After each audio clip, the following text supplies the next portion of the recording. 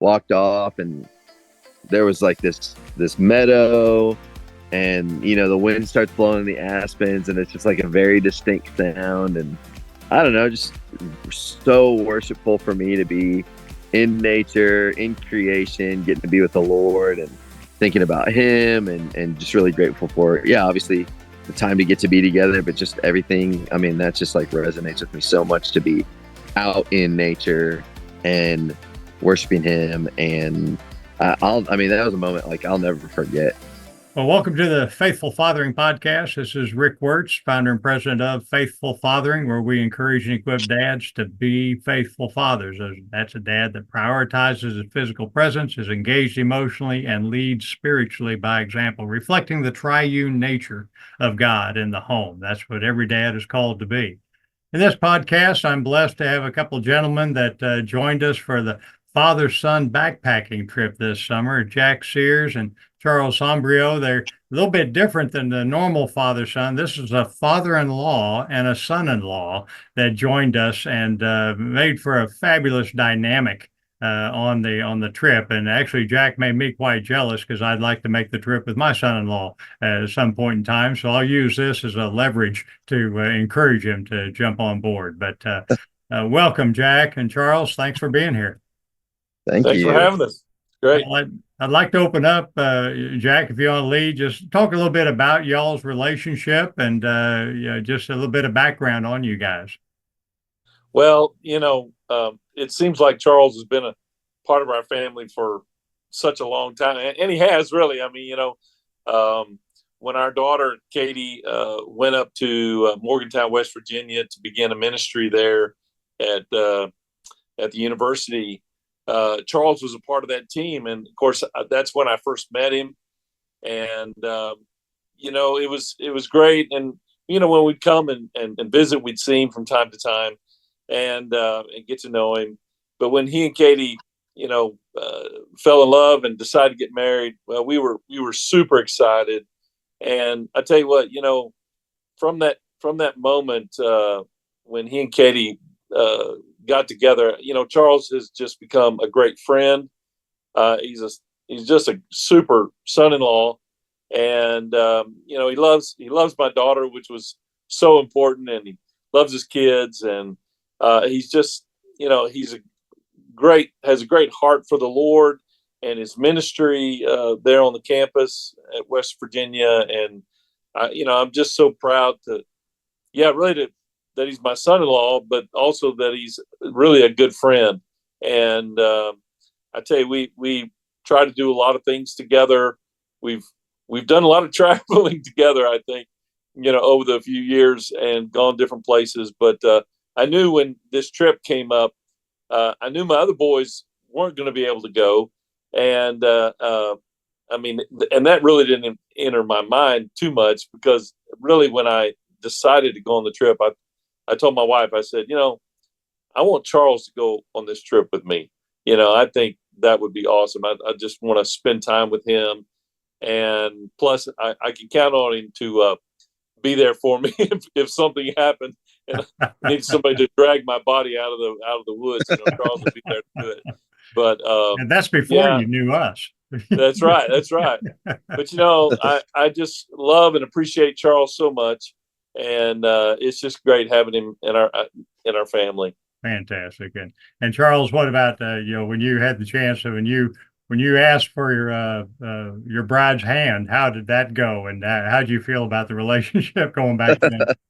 Oh yeah. Well, it was, I guess, a little bit nerve-wracking. I don't know. I never did it before, so it was a first time experience, and hopefully last time. So no, I called Jack, and we kind of shoot the breeze a little bit on the phone, and then I don't know if I ever called Jack before, so it's just kind of one of those, like, he probably knew what was going on, and so kind of got around to it and asked him. But yeah, I mean, same way, he said the same thing. They've been really inviting and made me feel like definitely kind of we fit in to their family dynamic really easily and well, and so that's been fantastic. What a blessing. What a blessing. Well, but what prompted you guys to seek out a trip, or how did you choose this trip to to join up and participate in? Well, I'll probably start there because I ended up inviting Charles to come along. But I've known Chet Russell for quite some time, and he was always after me to come on one of the trips, and I really wanted to. I was making plans and had already gotten ready to pay the deposit on a trip in 2020, and that was right before this whole shutdown with the pandemic and all that. And we, of course, we ended up having to cancel that trip. But I knew that I really wanted to go, and Chet, is just a great guy, and he was super about calling me up, 2 or 3 times a year. We just chat about stuff and he did call me back like in January, and he said, "Hey, I really want you to go on one of these trips." And so I got on the website and began to look and see which trip was going to really fit for me. And I really wanted to go on one of the other trips, but it was going to be in July, so it didn't really fit well with my schedule for this summer. But then I saw the father-son trip, and like I said, I immediately thought of Charles, and I thought, okay, father, son-in-law, I think I can do this, and of course, when I talked to Chet about it, he was 100% sure that I could do that trip, and so I said, well, okay, I'll do that. And it's like I read in his book, I had to make that commitment, and like with anything, once I paid the deposit and started making flight arrangements and all that stuff, I was committed. It was a go, yeah. No, yeah, it was a go, no turning back. So, from there, I just invited Charles to come along. And Charles, what did you think when it was presented to you? Is that right up your alley, or? Oh yeah. I mean, any week-long trip in Colorado sounded like a great getaway for me. So yeah, I didn't really know what to expect. It was going to probably be like you said at the beginning, like a different dynamic with father, son, maybe like teens or whatever. And so I was kind of like, are we just going to be weird, kind of like old guys on this trip or what? But I don't know. I don't really feel like that anymore. So we kind of fit right in, and it was awesome. So anything outside. And you were within a year, I think, of my son's age. So you guys Yeah. had to hit it off. Yeah. Yeah, for sure.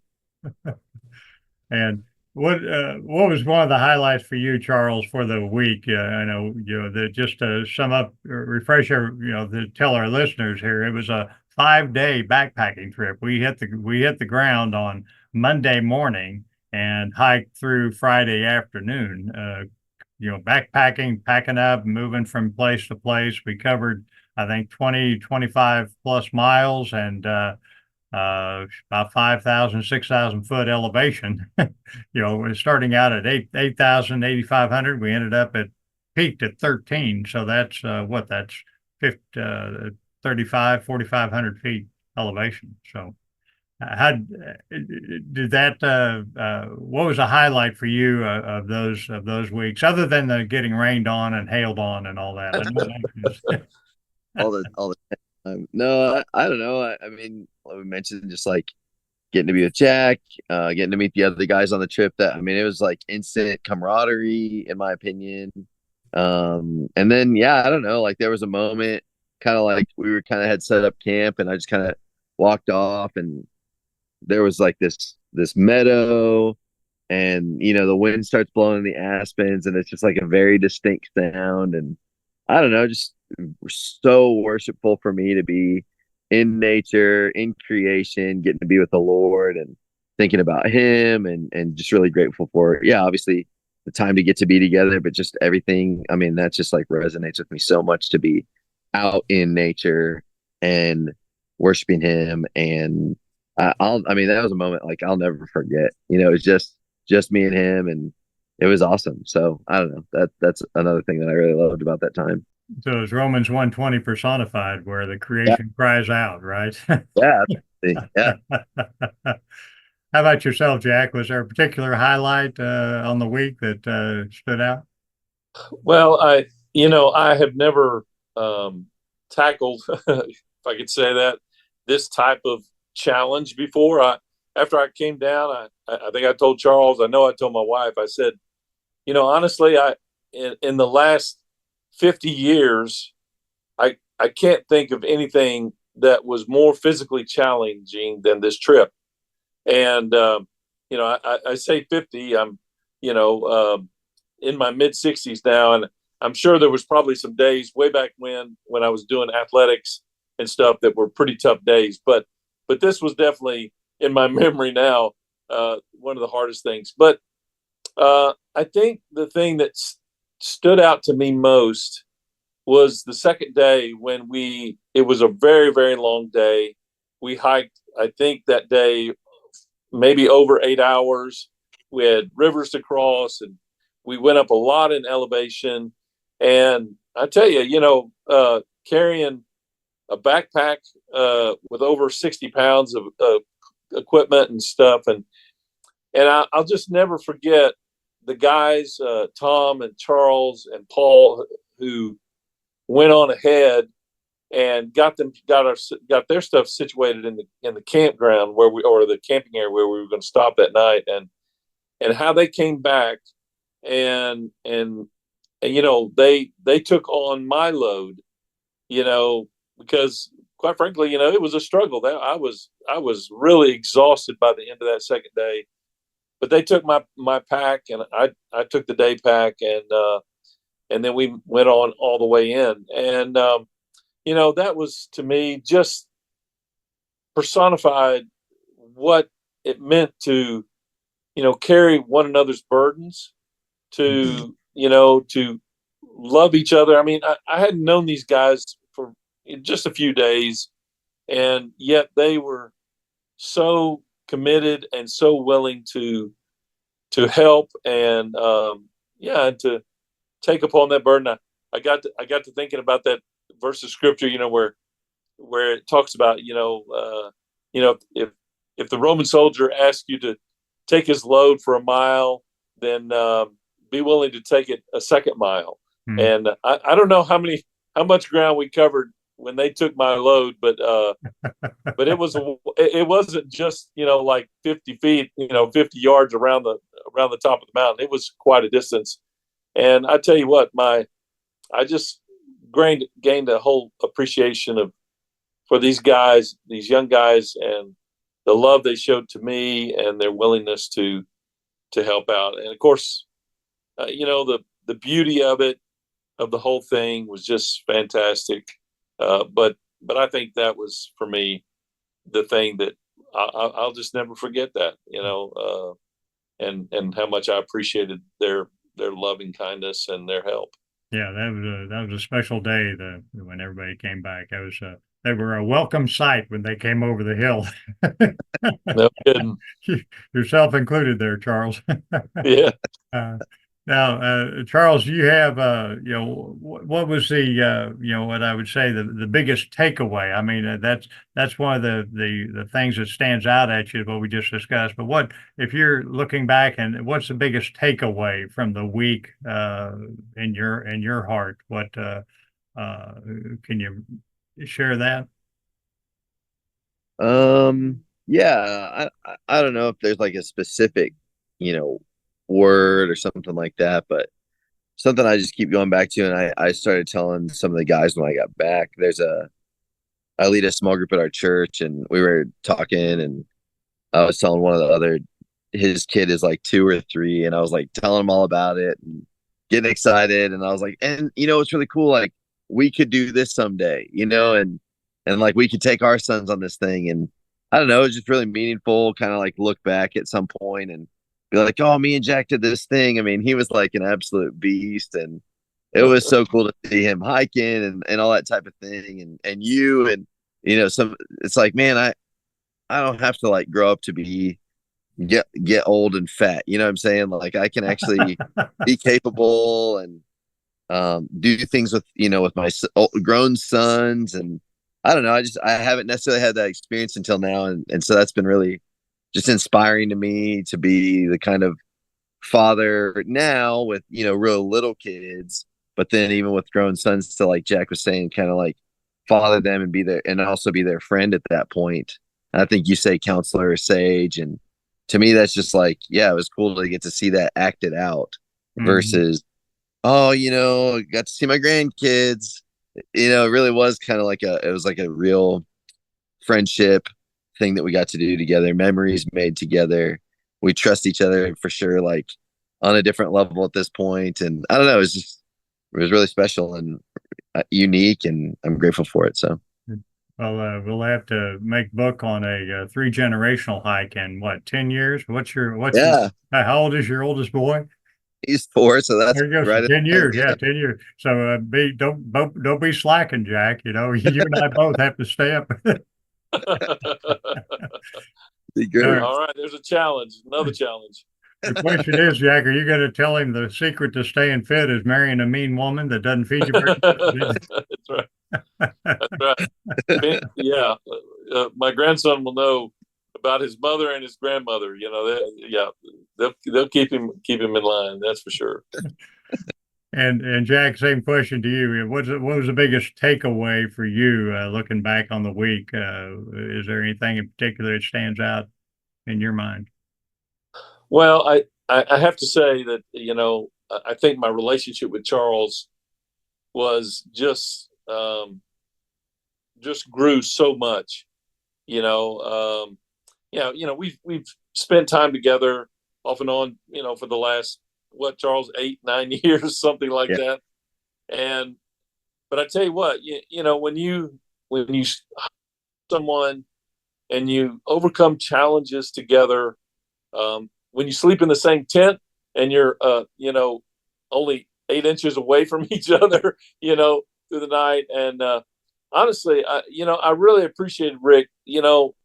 Our times in the evenings when we would talk about fatherhood, and it gave me a time even to reflect on my own relationship with my own father, who's already gone to be with the Lord. But that opened doors for me and Charles to have conversations.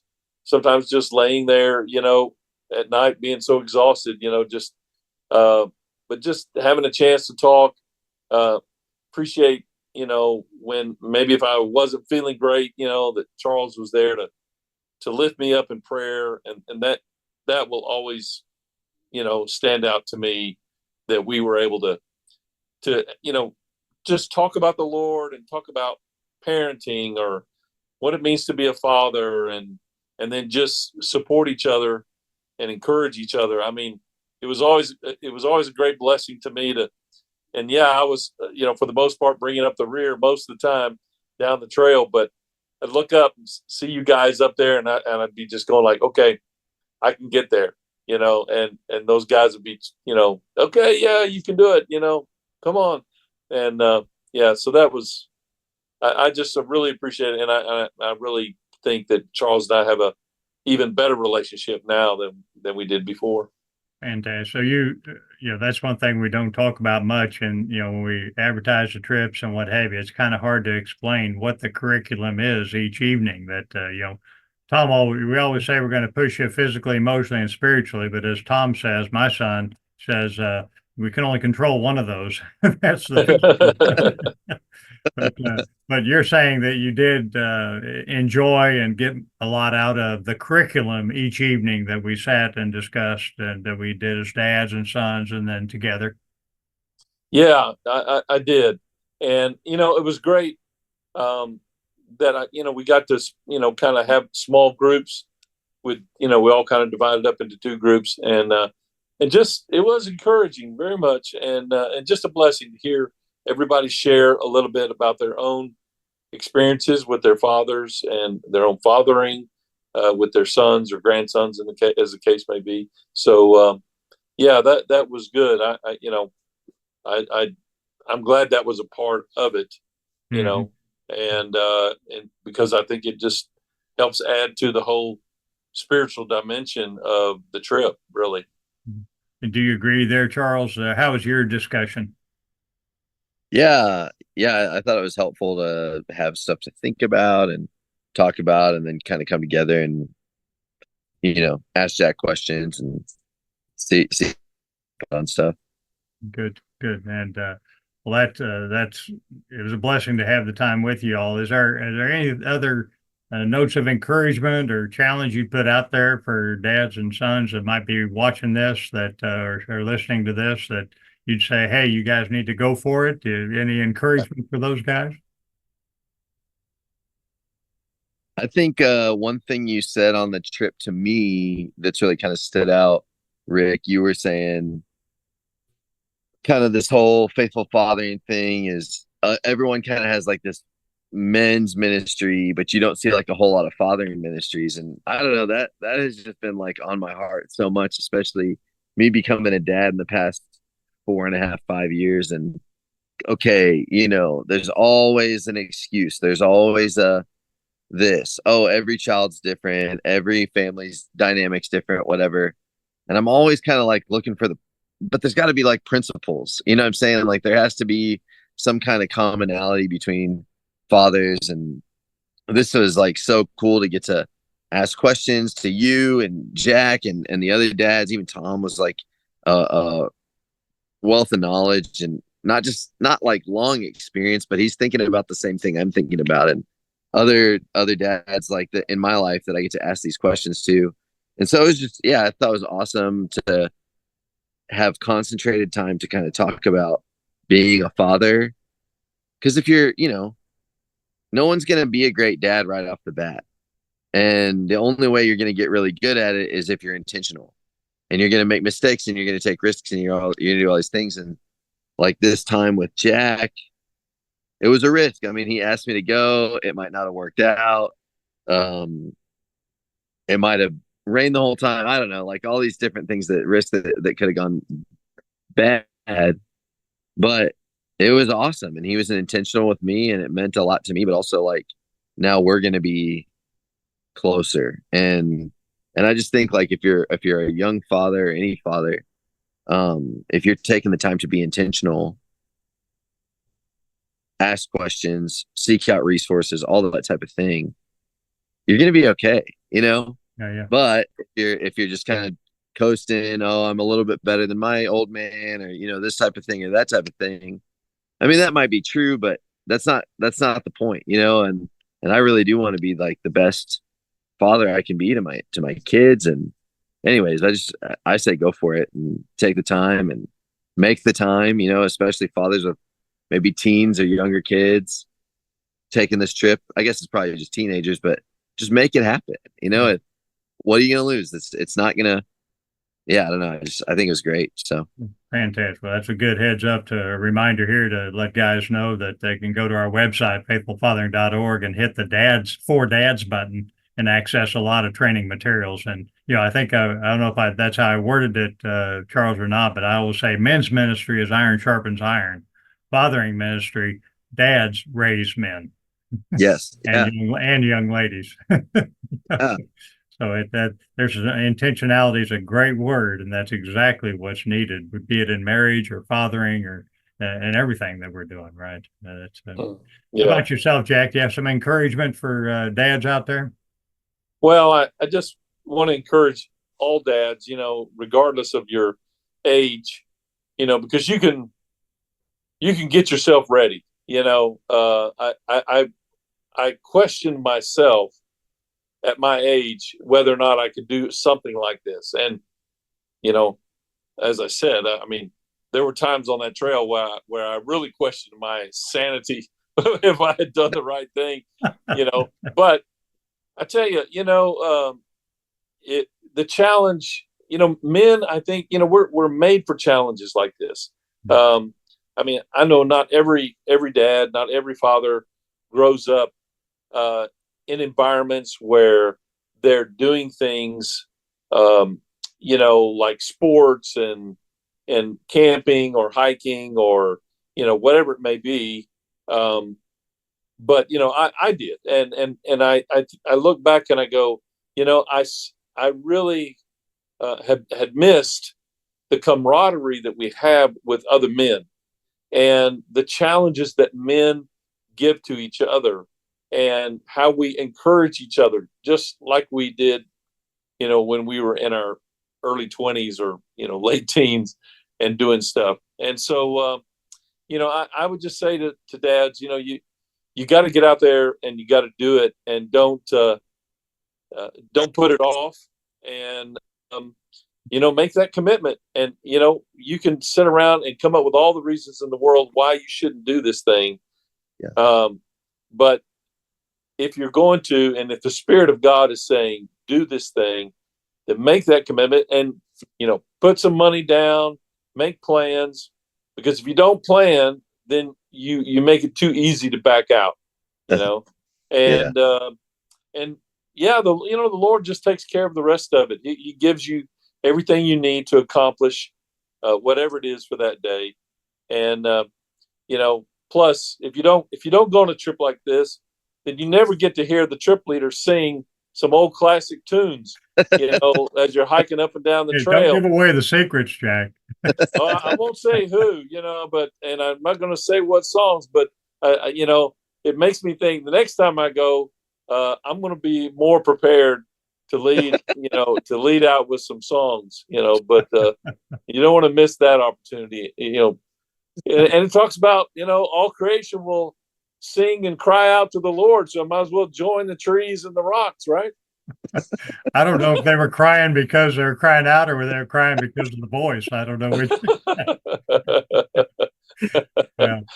Well, I just, it was a blessing to be in the mountains with you guys. I do want to give a shout out to Chet Russell and Voice of Wilderness, because that's a ministry that Faithful Fathering partners with to pull this trip together. We do a father-daughter trip, the hiking trip the second week of June, and then this father-son trip, typically the third week of June. So dads out there, mark the third week of June next year on your calendar, and prayerfully consider joining us. But it doesn't necessarily have to be a week in the mountains. It can be a weekend retreat at your church. If there's any way Faithful Fathering can come beside you to encourage and help make that happen, then that's something that could open the door to a future trip as well. Just a father-son retreat weekend with other dads in the church, or father-daughter retreat weekend, either way. Those are some of the dimensions of Faithful Fathering brings to the ministry. But Charles and Jack, thank you so much for being with us, and the blessing to get to see you. And we'll go ahead and wrap this up. And dads, I just want one more time to give you an encouragement to just let's take the words that you've heard here, and the enjoyment of a healthy father-son relationship, a father-child relationship, and just be intentional to be the dad you're called to be the dad that your kids need to see every day. So God bless, Godspeed, and have a blessed week.